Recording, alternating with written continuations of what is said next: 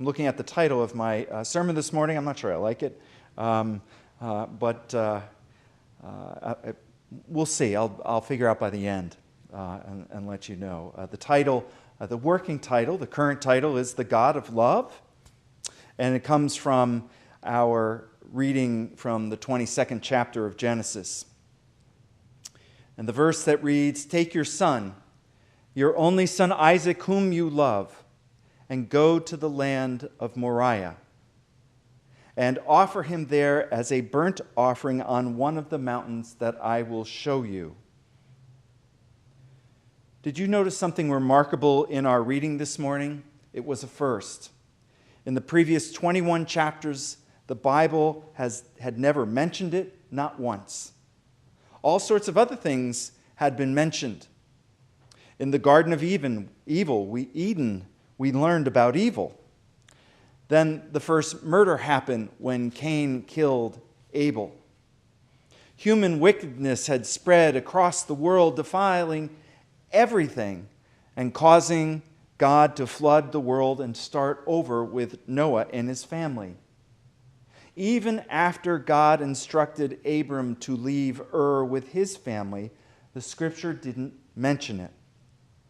We discovered that Abram, his name at the time, could lie, telling everyone in the Egyptian company of the royal household that his wife Sarah was his sister. We even learned about rape in the account of Sodom and Gomorrah.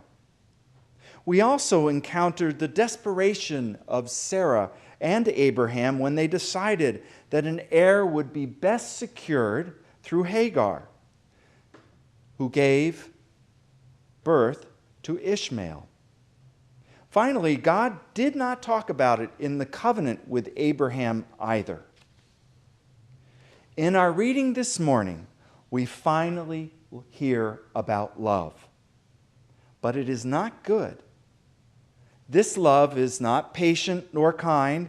It's not about laying down one's life for another. This love is not about a deep friendship, nor is it about a steadfast love that God has for his people. In God's eyes, Abraham's love for his son Isaac was not good and needed to be tested. With the ongoing pandemic and the economy's slow reopening, some have taken the idea of love in the wrong direction as well. Maybe the pandemic is showing that some of our minds need to be tested. For instance, I read an article from a major newspaper this past week about an unusual love. Some people have fallen in love with squirrels. Yes, you heard me, squirrels. One person said, "I don't want to be the squirrel lady, but it is hard not to fall in love with them." She has given them the same mac and cheese she feeds her grandchildren. A former engineer at NASA has created an obstacle course in his backyard for his companions. And the video of the squirrels running the course has over 28 million views, including someone in the church. In West Palm Beach, Florida, one squirrel named James Bailey sets off the front door motion sensor chime, and then someone comes out to feed him a peanut in the style of Lady and the Tramp. And the spaghetti, if you need help with that. The pandemic has caused some people to do extreme things in the name of love. But what was God doing when he mentioned that Isaac was the one whom Abraham loved? God said to Abraham, "Take your son, your only son, Isaac, whom you love, and go to the land of Moriah, and offer him there as a burnt offering on one of the mountains that I will show you." The reading started by telling us that God tested Abraham. Then God wanted Abraham to offer his son as a burnt offering on a mountaintop. Why would God instruct him to do such a thing?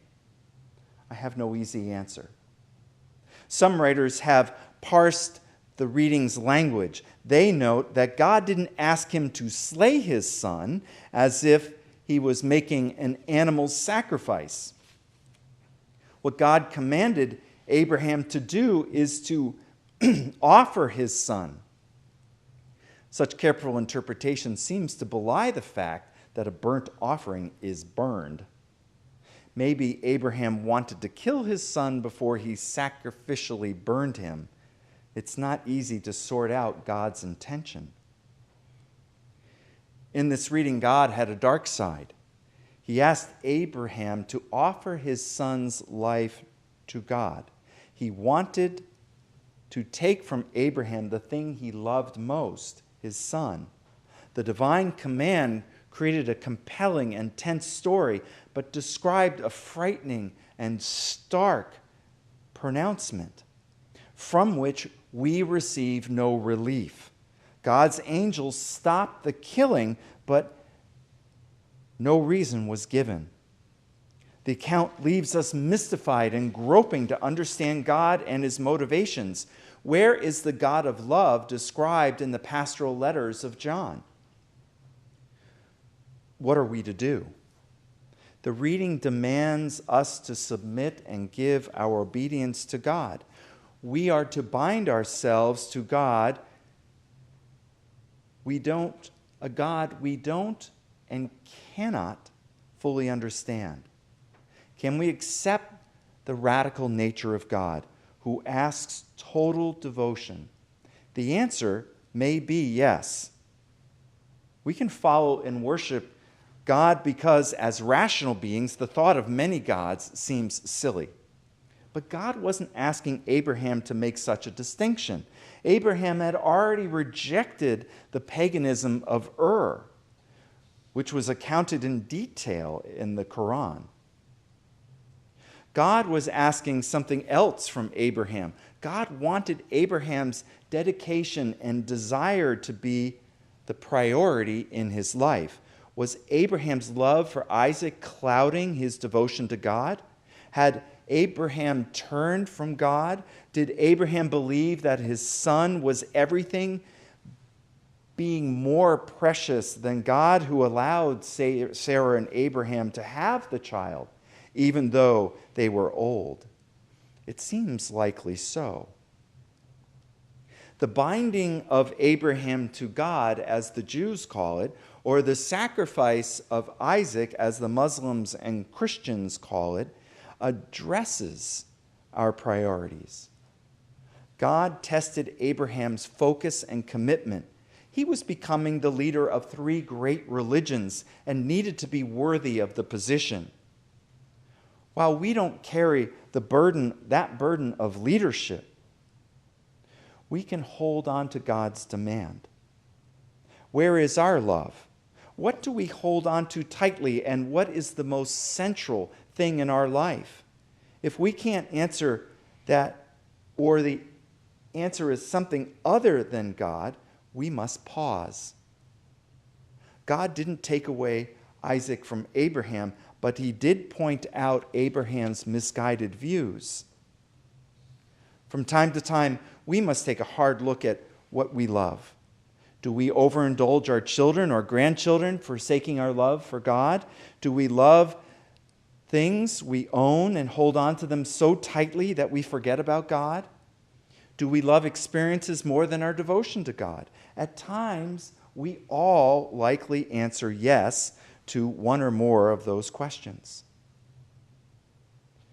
We may be well served by spiritually offering to God those things which we have adored too much, and beseech God to readjust our priorities back to Him, who provides all things, even life itself.